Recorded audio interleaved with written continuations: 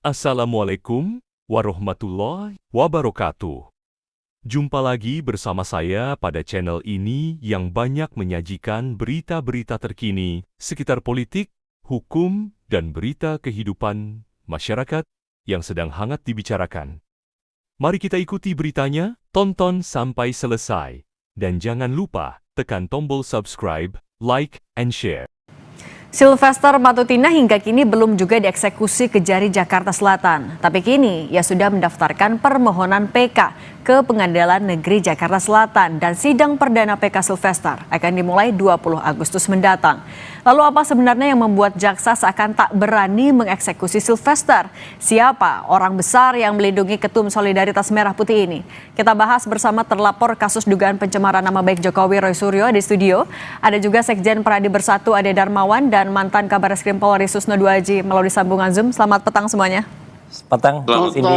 Ya, petang semuanya, petang Pak Susno. Ke Mas Roy dulu ya, Mas Roy. Teman-teman Anda dari TPUA melaporkan Kajari Jaksel ke Kejagung ya, ke Jamwas dan juga Jambit. Apa alasan akhirnya langkah ini yang diambil? Ya, karena sudah seminggu sejak statement dari Kapus Penkun Jaksa Agung sendiri, Pak Anang, itu yang beliau tadinya mengatakan akan segera hari ini dipanggil gitu ya. Tapi ternyata belum dieksekusi. Bahkan terakhir tadi sesuai dengan statement dari Kompas tadi kan bahwa menunggu dari Kejaksaan Negeri ya. Nah, maka tadi barusan saja kira-kira 2 jam yang lalu ya teman-teman kami ya dari tim advokasi untuk aktivis dan akademisi, ada Bang Ahmad Kosinudin, ada Pak Jahmada Girsang, ada Pak Abdul Ghafur, kemudian juga ada Pak Mulyadi ya sudah menyerahkan 3 surat.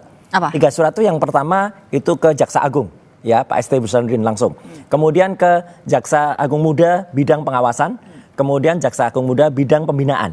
Ya, masing-masing itu tugasnya adalah untuk mengawasi dan juga untuk membina strukturnya agar jangan sampai kejadian seperti Sylvester Matutina ini terjadi, karena ini berarti kerugian besar terhadap negara. Ya, sudah capek-capek melakukan pengadilan negeri, pengadilan tinggi sampai dengan kasasi dan kasasi itu sudah inkrah ya semenjak 6 tahun yang lalu 2019 ya tepatnya ketika kemudian itu tanggal dikirim ke pengadilan yang pengaju dalam hal Kejaksaan Negeri itu 9 September 2019 itu belum dieksekusi sampai dengan sekarang. Dan yang menarik adalah tadi pemberitaan tadi juga ada rekan Kompas tadi juga di Kejaksaan Agung, mereka meliput juga, terima kasih. Yang menarik adalah ada statement bahwa menunggu dari PK. Mbak, sesuai dengan undang-undang ya PK atau peninjauan kembali itu tidak menunda eksekusi. Jadi harusnya pada saat mengajukan PK pun itu sudah bisa ditangkap si Sylvester itu. Jangan kemudian menunggu PK nanti hasilnya PK gimana. Enggak. PK itu tidak menunda eksekusi. Jadi eksekusi dulu ya baru kemudian nanti PK. Terserah dia mau PK tanggal 20 Agustus gak ada masalah. Kami gak berkeberatan dengan PK. Kami keberatan dengan dia. Yang penting eksekusi dulu baru PK nabung. Ade. Ini sampai akhirnya Kajari juga dilaporin ke Kejagung. Ini kenapa udah sampai Kejari juga dilaporin ke Kejagung? Kenapa nggak ada dorongan agar ya Bung Sylvester nyerahin diri aja deh?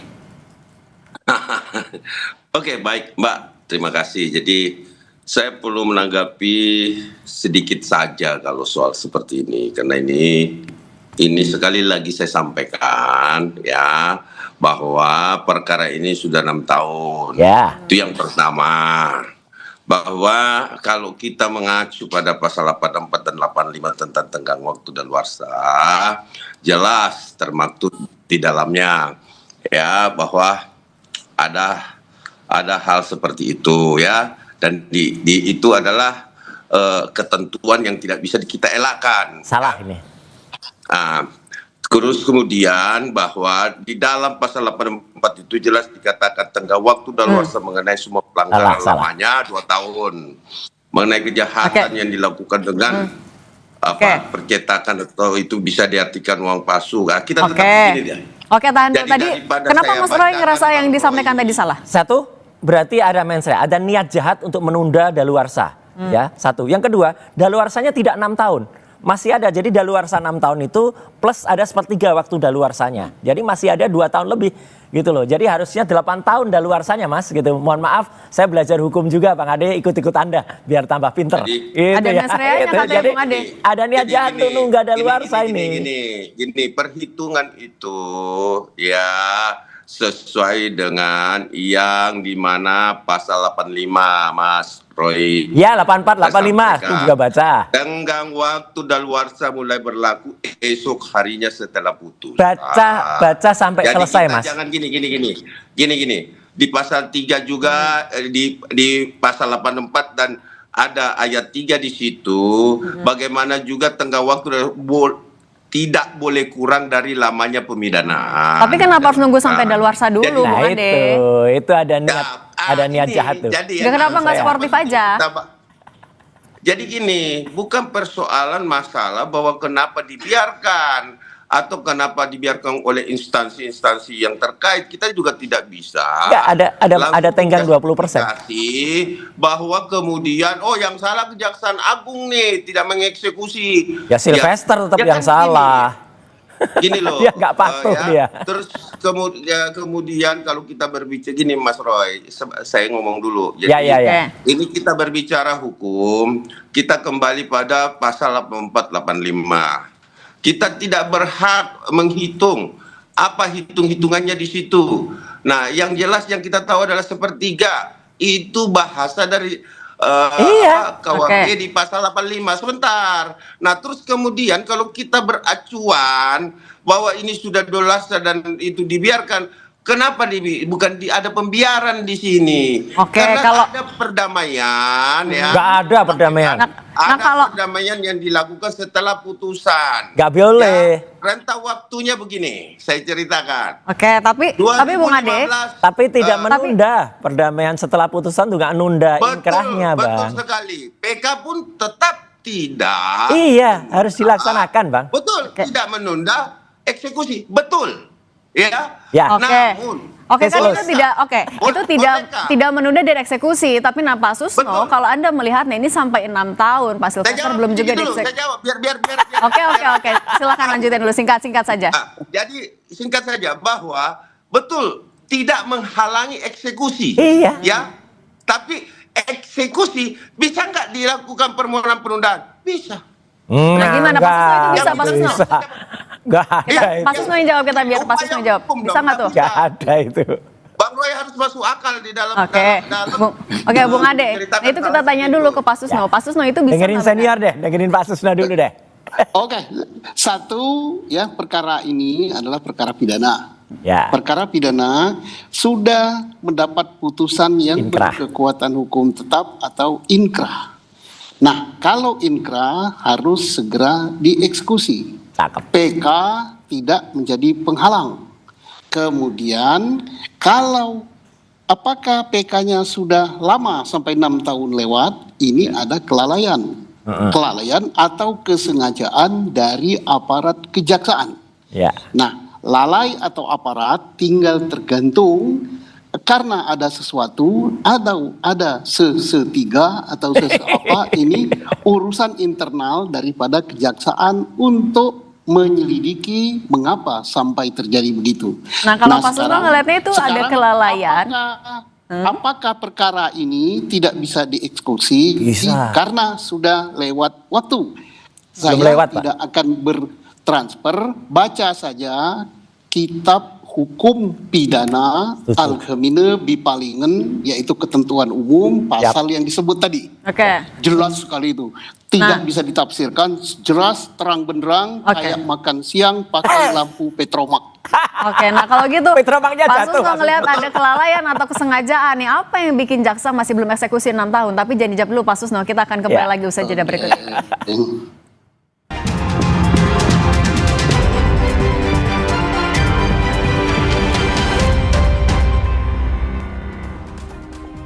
Masih bersama kami ada Mas Roy Suryo, ada Darmawan dan Pak Susno Duaji. Saya ke Mas Roy dulu kalau gitu. Mas Roy, kalau pernyataan dari ex-Kajari Jaksel saat itu belum ditangkap, belum dieksekusi adalah karena sempat hilang, kemudian kedua lagi pandemi COVID. Nah tapi sekarang pandemi udah beres, eksekusi juga masih belum dilakukan. Anda melihat pernyataan saat itu masuk akal nggak sebenarnya?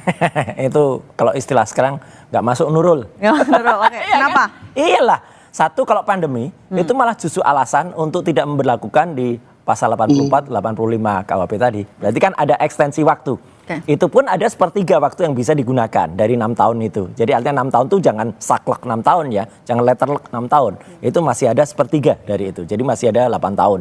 Ya gitu, artinya masih ada 2 tahun 3 lagi. tahun Mas Nah, Roy. ya malah 3 tahun. Bagus, terima kasih. 3 Jadi tahun, tambahin Mas lagi. Roy. Jadi Putusan 9. 1 tahun 6 bulan Mas Roy. Ya, jadi yang kedua Putusan kalau 1 ada tahun, 6 alasan bulan, COVID, ditambah 1 tahun, ya 6 bulan, kalau ada ditambah alasan 3 COVID tahun. itu bisa nambah lagi.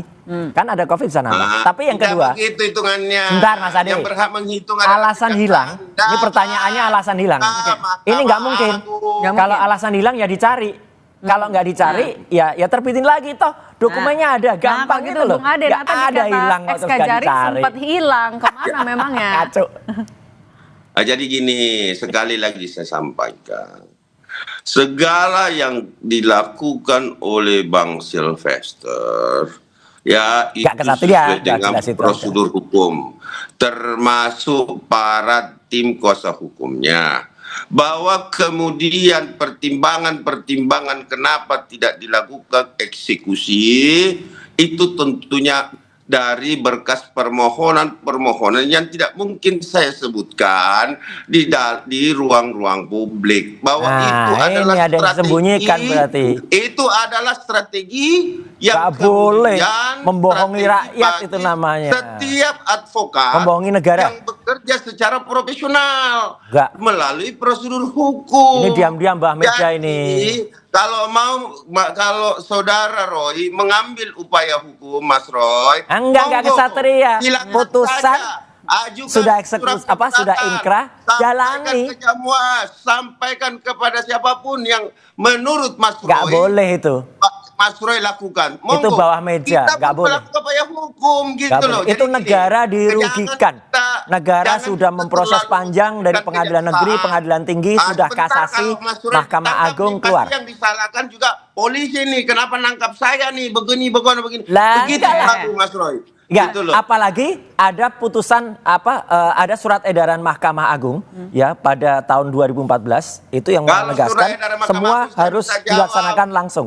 Nah, Jadi kalau ini gitu- nggak boleh ini. Oke, kita ke Pak Susno dulu ya. Juga mengeluarkan, Ya. Bang. Oke, Ya, Pak Susno kita dulu, tahan Mas Ade. kita dulu. Nah, Pak Susno. Nggak bisa. Jadi semuanya banyak lah. Oke, Pak Susno ini. Yang tidak Nggak boleh. 2019, Diem kalau aja kata nih, ex-Kajari pakai Jaksel belum bisa bawah dieksekusi meja. karena saat itu sempat hilang dan juga saat pandemi. Hilang Ini gitu. sebenarnya alasan yang juga masuk akal nggak sampai 6 tahun loh. Itu alasan yang tidak masuk akal ya. Saya Ya. yakin itu bukan jaksa yang ngomong gitu. Kalau jaksa yang ngomong gitu kebangetan namanya. Bukan jaksa itu. Pasti jaksa ngomongnya bahwa kita sudah Tar. Oke, Pak Pak Susno dulu, Mas Susno Ade. dulu. Kalau jaksa ngomong tidak bisa dieksekusi karena pandemi, itu nggak masuk akal. Ya, Oh, kalau itu nggak masuk akal. Mudah-mudahan bukan jaksa yang ngomong gitu. Karena jaksa itu milik saya ya. Jaksa itu milik rakyat. betul. Kita bangga dengan reputasi kejaksaan. Jangan sampai dirusak karena statement-statement yang melindungi seseorang. Yang kedua, jangan juga reputasi kejaksaan yang sudah sangat bagus, yang sekarang ini posisinya kalau menurut saya sudah di atas KPK gitu ya. Jangan sampai gara-gara Sylvester ini rusak gitu. Kita sama-sama jaga. Kalau memang itu belum kadaluarsa dan sekarang hitung kadaluarsa itu jelas sekali di KUHP ya, segera dieksekusi. Betul. Dan tidak perlu nunggu dia hadir Nggak perlu nunggu di sidang PK. Nggak usah. Kenapa? Rusak gara-gara satu kan yang rugi kita juga. Tidak yang bisa. enggak Maksudnya tidak bisa juga Nah, gimana, mengatakan Bung Ade? bahwa enggak ini masalah maksudnya hukum. tidak bisa juga kita mengatakan bahwa sudah tangkap saja. Enggak, dengar dulu, saya dulu yang ngomong. Ya, Saya ya, tidak ya. pernah mengatakan tangkap saja. Saya tidak mengatakan tangkap saja. Ya. Jangan sampai menangkapnya itu terkendala karena PK harus nunggu PK. Itu perkataan saya. Betul. Kalau memang itu belum kadaluarsa. Bagaimana ngitung kadaluarsa?